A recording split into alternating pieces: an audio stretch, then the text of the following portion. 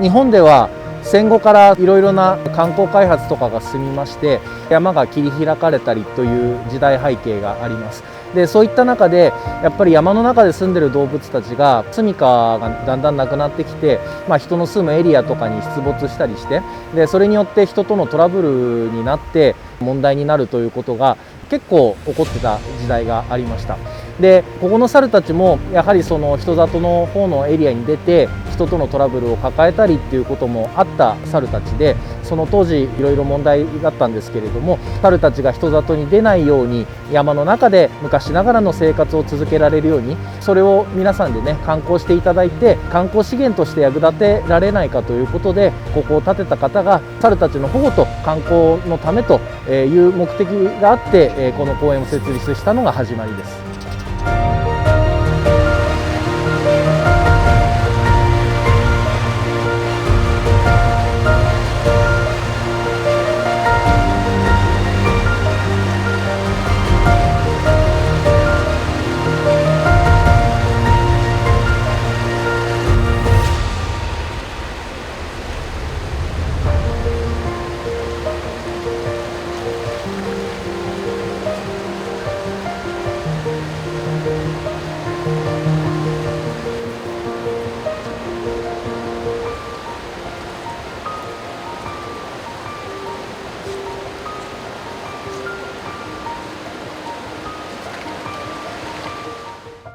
ここの公園の魅力といいますと、皆さん見ていただいての通り、猿たちは檻とか柵とかで囲われているわけではなくて、本当に人と同じ場所をシェアして共有して生活して、それを観察できるという場所になっています。本当に身近で観察することができます。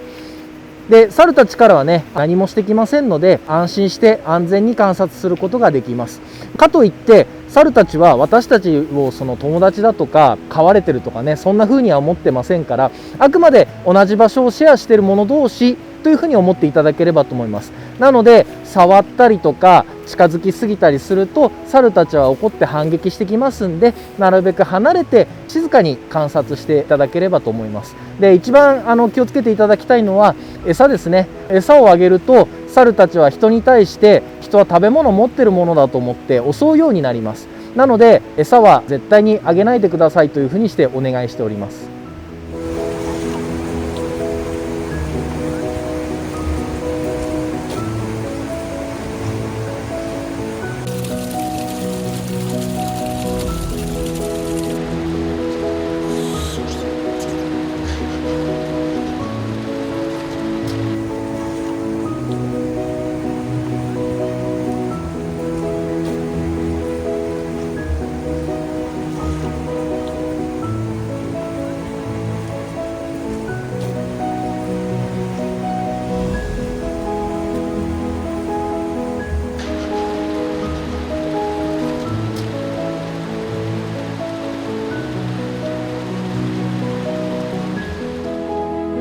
私たち日本人にとっても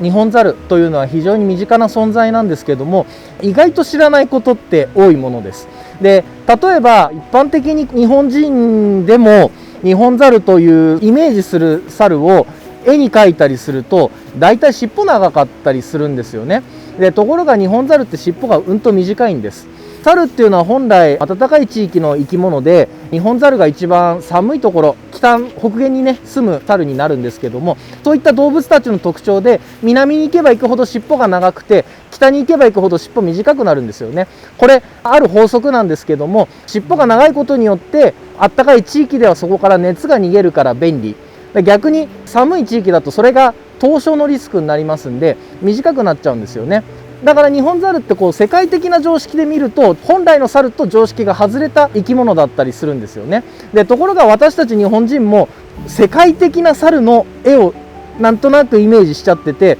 その身近なはずのニホンザルって意外と見えてなかったりするんですよね。でここの公園っていうのは本当にこうやって間近で猿たちを観察できますから、ゆっくりじっくりとね観察してみて、ニホンザルってどういうもんなんだろうっていうのをねまず改めて見ていただくといろんな発見があって面白いと思います。で、今のシーズンなんかだとね、見ていただいての通り温泉入ってるという光景がね非常に印象的です。でこういった姿がね海外の方にも人気で訪れる方が多くいらっしゃってます。温泉もねあくまで猿たちっていつも温泉入ってるわけじゃないんで、生活の中の一つのシーンなので温泉を入ってる姿を見ていただいたりだとか、あとやっぱり猿たちの思い思いのね生活をじっくりと観察してみていただければと思います。